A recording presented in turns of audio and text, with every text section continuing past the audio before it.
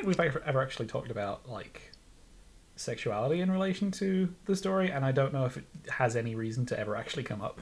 No. I think the closest that we've ever actually come up with that with sexuality is honestly me bitching about the fact that I would never be friends with Velvet because she's a terrible pony, and that honestly she lost any and all respect that I had for her when she was queerbaiting Pip because Calamity was dirty. Yeah. Okay, but I had. we'll get. Okay, so basically on our playbill here, we've got Canterlot and Velvet Remedy left. Which do we want to tackle first? Because the other one we're going to be finishing on. Actually, now that it's come up, I want to talk about sexuality. Because okay, I think... cover it briefly, yeah. Personally, I think the only matter in which sexuality can come up in this story is Little Pip's sexuality in terms of being a lesbian. Because Heartshine and I both agree that Calamity and Little Pip would make a far better couple than Pip and Homage and Velvet and Calamity. And you disagree with that. And I'm wondering if it's because you adhere to Little Pip being a lesbian. Is that why? I mean, it's... I mean, not something I've put a massive amount of thought into. I guess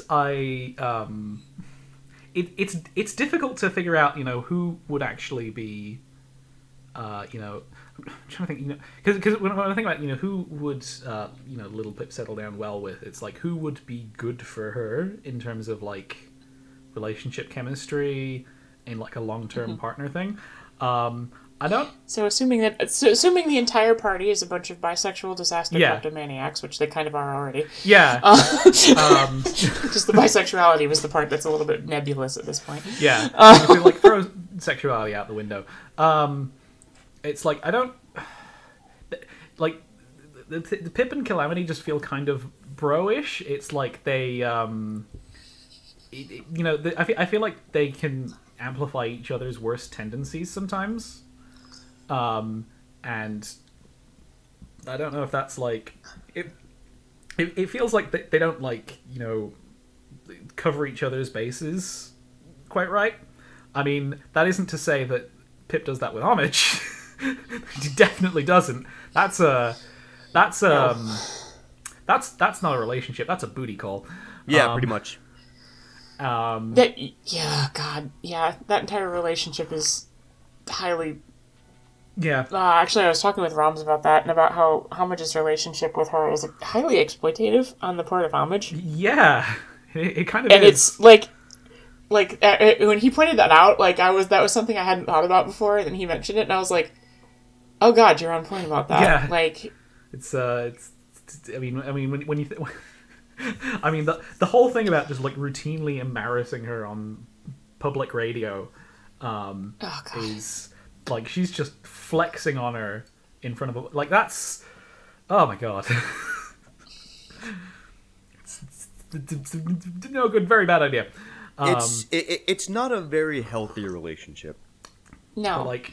Well, I think, I know that, like, it sounds like you hadn't put a lot of thought in this first, but one of the things that I think that I thought about, and this is why, like I said, taking sexuality out of the equation and not having made Pip's orientation a focus, which like I said, I don't mind that she's a lesbian. I appreciate that, and as someone who does my own share of butt staring and boob checking outing, like, I get it, but like at the same time, well, without looking at like actually like character dynamics and that sort of thing, like honestly, like the reason why I agree with Basic saying that, like, Pip and Calamity were basically the Harry and Hermione that never happened and should have been of this story was just because there's this really dumb romantic notion that we have that I don't know where it comes from, that opposites attract, and while in some ways they do, similarities actually tend to attract better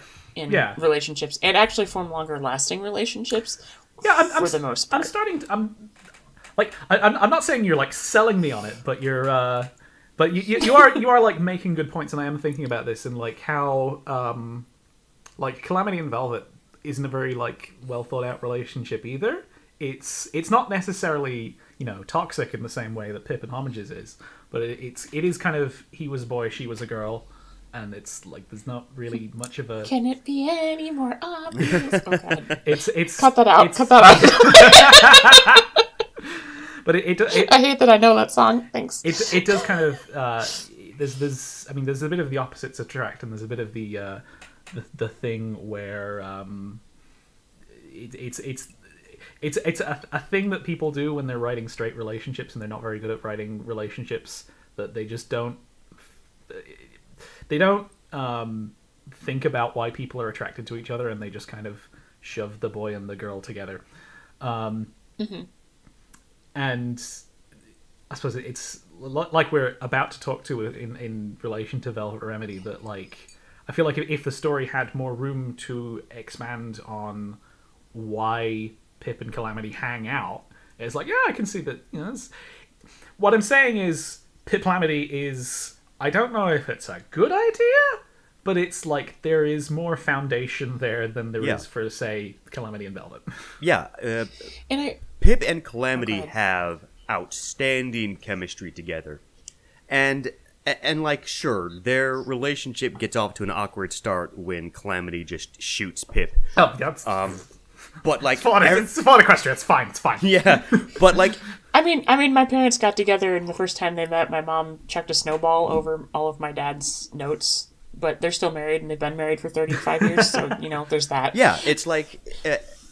every good relationship starts with that one inciting incident, and then like you just make amends after that, and it just goes from there. But like every scene between Pip and Calamity after their meeting of each other, like they just get along like two peas in a pod. Especially when they go into the stable together and they have that adventure, and then Calamity insists on at one point, the next adventure you go on, I'm going with you. And like there's that camaraderie between them, and they just click. And as Heartshine said, there is a myth to opposites attract, which really doesn't work between Velvet and Calamity, but similarities between Pip and Calamity is wonderful. And I think the best moment of the chemistry between Pip and Calamity comes right after the Philadelphia chapter, where Calamity touches down and says, "Well, howdy," to Zenith, and Pip literally says, "I could just kiss him right now," which she should have. Yeah, okay. I can see that. Is that sort of like that the sort of we are on the same page about a topic that we have not previously discussed. That is like that is good synergy. Yeah. I think too, the other thing is that like the one well I think of course, like he said, like if you're not great at writing relationships in general and you're trying to figure out how straight people work, maybe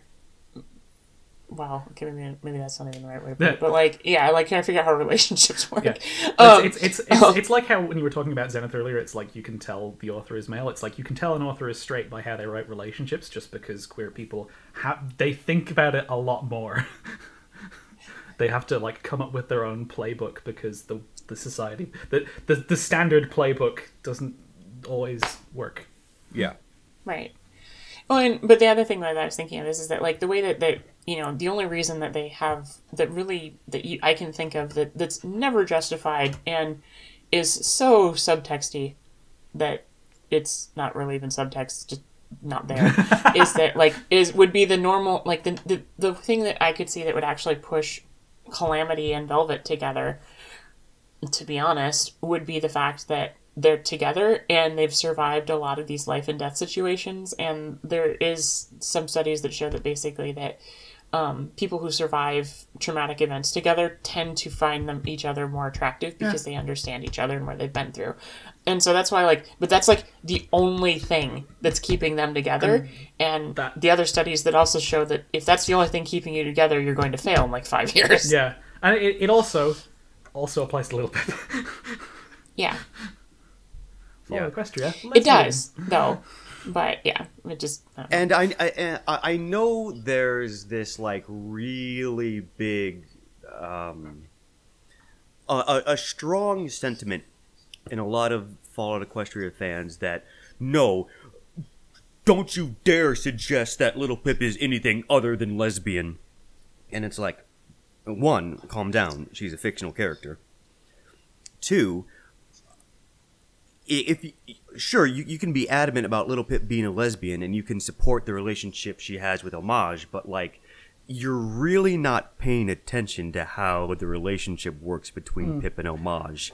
I mean, to bring it like back, just drag this conversation back into like RIP comment section territory. I can understand where like that frustration is coming from in the sense of like, why are you taking my lesbians away from me? That LGBT representation?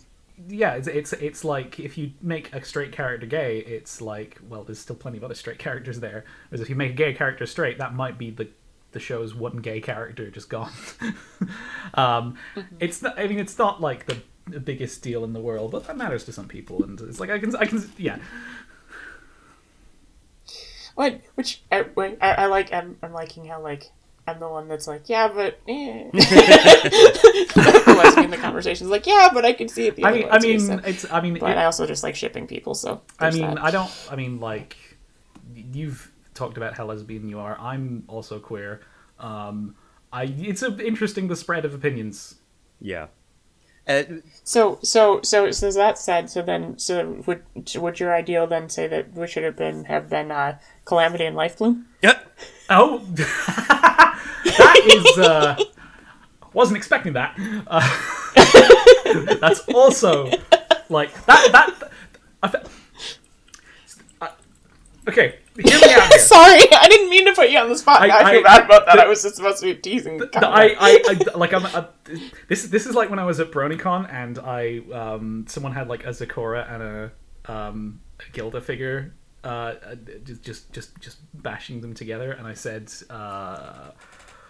what was it? Zelda was I said, and it's like there's a ship name there now. It's like, okay, I'm writing this crack fic now. It's like that's the headspace I'm in now, where it's just like, in what universe would Calamity and Lifebloom work? And I actually thought of one in that the relationship stuff isn't actually like, it's more of a joke and sort of a mirror of like Pip and Homage and their no good bad idea of a relationship, in that you just kind of also have this parallel like booty call every time they come home. And it's just it would like, it requires a level of like nuanced relationship writing and sexual humor that I don't think it gets capable of based on the evidence we have in the story. But it's like, I can somewhere in the multiverse this exists. Yeah. Excellent. Okay, good. I feel better about asking my question and putting you accidentally on the spot. That's something I hadn't thought of, and it amuses me now. I've actually put some thought into a ship between Lifebloom and Calamity, and it actually could make sense. So here's how I see it. So the Enclave is built on like, it's put into law that it's basically, homosexuality is encouraged in the Enclave because, of course, they have to control the population. Population control, yeah. So I think that all Pegasus stallions are indoctrinated from childhood to be gay. And that that Calamity actually struggles against this gay indoctrination to be straight. And, like, from time to time, he still has, like, gay tendencies. And then Lifebloom teases him about that. So I love this because we're continually turning the cast into bisexual disaster collectors. Bisexual disaster. But anyways, oh my god. To go back to drum thumping about, oh, Littlepip has to be lesbian because of representation. About that, I would much rather have a healthy heterosexual relationship between Pip and Calamity than an unhealthy lesbian relationship between Pip and Homage. It's not very good optics. I see what you mean, but like, I mean, if there's also the thing that like a lesbian relationship can also be a bad one. It's like I suppose it's as much about like if the text acknowledges that it's a bad relationship. But that's the thing. The story doesn't really acknowledge their relationship as being unhealthy. Yeah, it's kind of like, can we have like one or the other? It's like if we're gonna have like a relationship that's like a feel good downtime thing, then it should probably be a healthy relationship. And then it's like, yeah, I see what you mean. Yeah.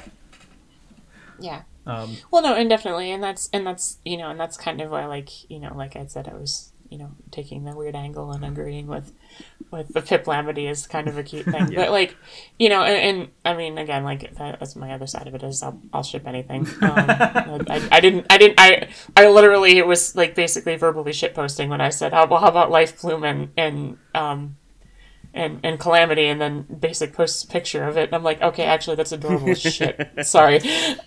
Yeah, it is actually. Okay, we have gotten like our so in the weeds. Like our intrepid heroes, we have gotten way off track. Yeah. So, should we just segue this into Velvet Remedy and save Canterlot for last, or do you want to go to Canterlot first? Let's save Canterlot for last, but before we get into Velvet, I just want to say, before anyone attacks me for being a homophobic straight white man, no, I'm not. I'm bisexual. I enjoy sucking cocks and taking it up the ass as any other gay man. So I didn't want to, like, I was gonna leave that up to you to, because we're all like, this podcast is really gay. Super gay. I am gay. I am really gay.